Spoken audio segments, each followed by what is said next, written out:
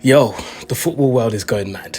The football world is going absolutely crazy. And you know damn well I had to come here and talk about it because, yeah, it's going off. It's all going off.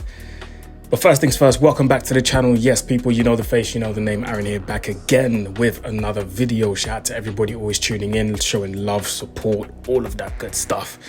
You guys are legends, man. So yeah, you guys keep doing that because I will rely on your support for this channel to go forward, man. So shout out to every single one of you, man. Always showing love and support. It's still road to 13K. So if you haven't subscribed, please do so. If you haven't liked the video, please take a second to do that. It helps the channel massively. And it helps the channel push it to the right people who love football to watch this and watch me ramble on about football. So shout out to everybody who was tuning in. Slight microphone issue. I'm in the process of upgrading, my studio. I've changed locations. So just bear with me as I, get everything together. So for the time being, I'm going to have to use this. But yeah, shout out to everybody. Everybody showing love and support, man. I appreciate every single one of you. Let me push my chair a bit forward. There we go. Hey, bruv, Chelsea. CFC, Chelsea Football Club. It is all going off. And it's all going wrong at the same time. Let me not lie to you guys, because I have rarely seen a football club be on so much craziness in the past few months, in the past few years, actually, since Todd Bowley took over. Actually, I never know whether to say Todd Bowie or Bowley. I just say Bowley, innit? But anyway, I've never seen a football club be on so much madness in terms of spending like Chelsea have.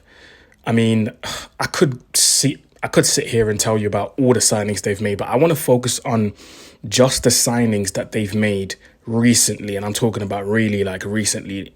That includes this summer and before the summer transfer window opened. And bro, look at this. I had to write it down, bruv. Do you know what I mean? And it's two pages.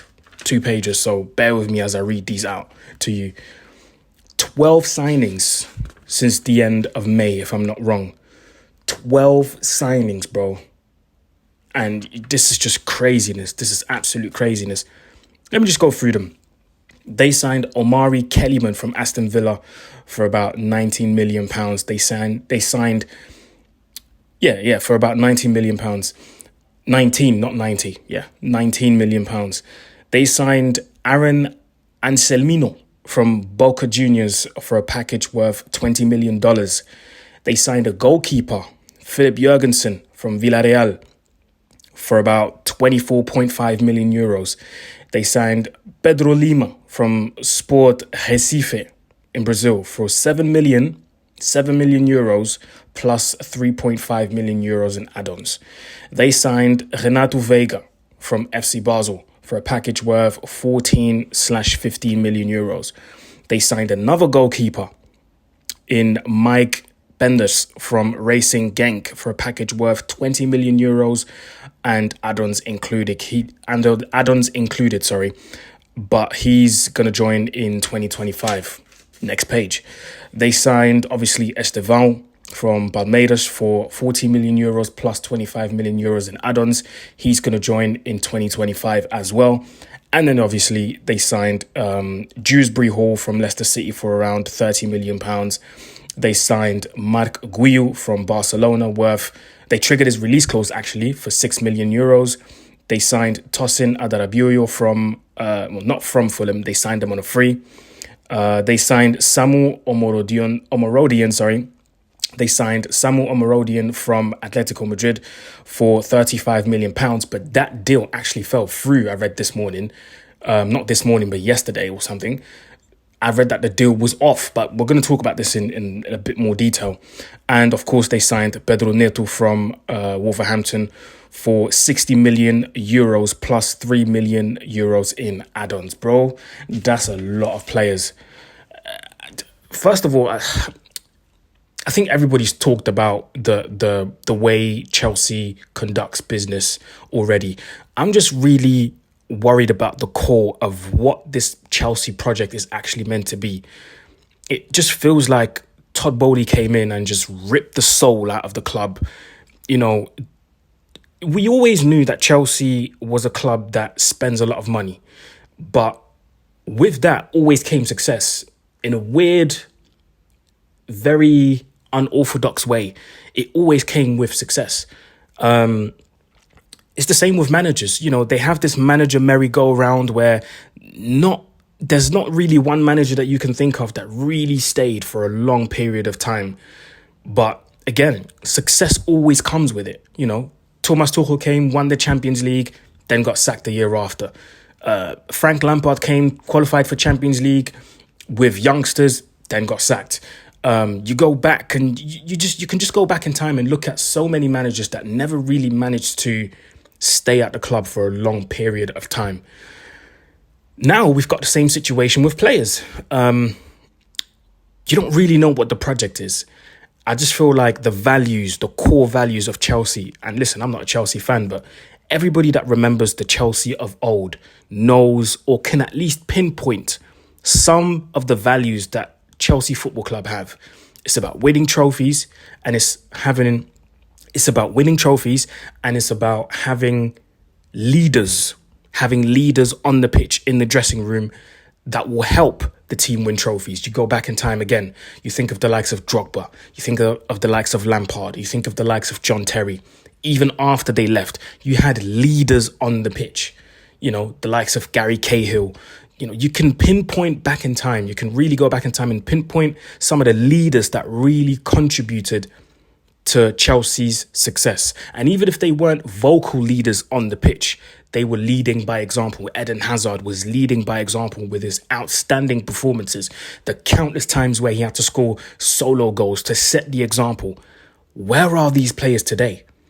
And it's not going to help by getting all them men in. Do you know what I mean? It's not going to help. Do you see what I mean? The core values of Chelsea Football Club have been ripped out they've been ripped out of the club. The soul of the football club has been ripped out of it. Do you know what I mean? The Chelsea Football Club has been ripped or stripped from its soul, from its core values. And it's really sad to see, man. I'm not going to lie to you.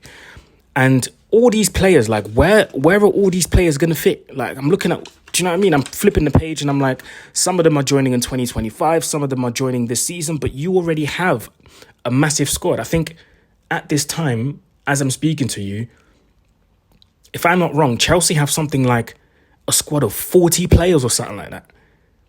Over 40 players. Now, of course, some of them are going to have to be loaned out, because I don't know how Maresca is going to deal with this. I'll be honest with you guys.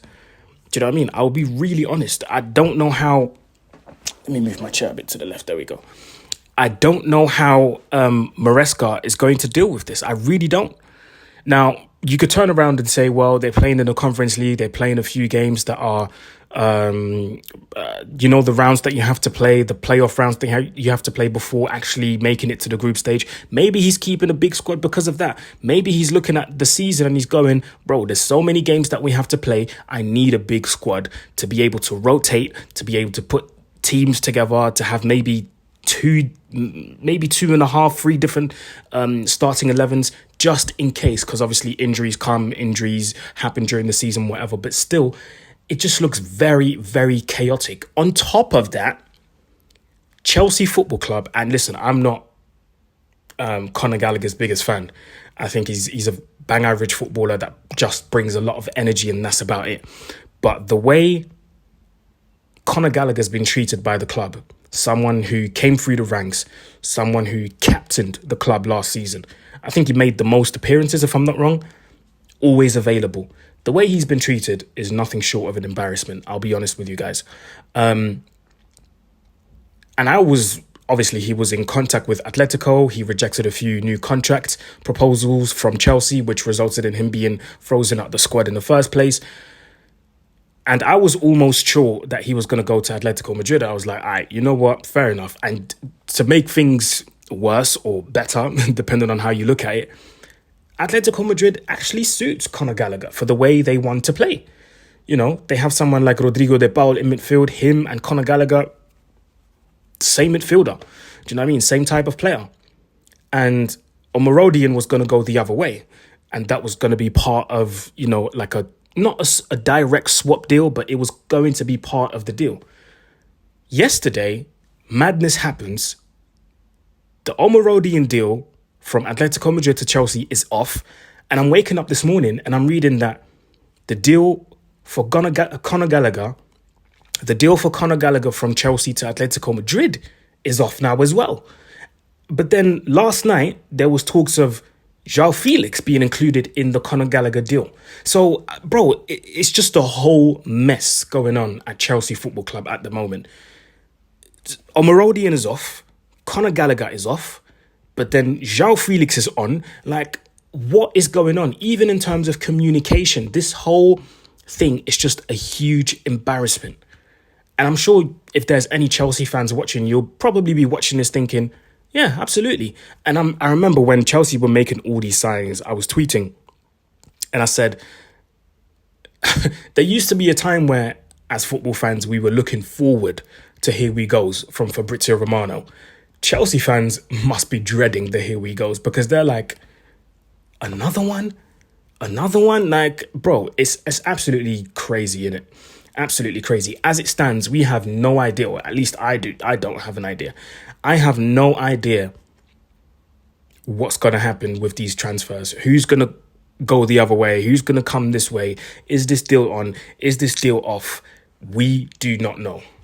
We honestly do not know. And it's a shame, man, because Chelsea is a club that has been successful. Probably the most, well, apart from Man City now with the treble, Chelsea have been the most successful English club in recent years, winning trophies on the regular.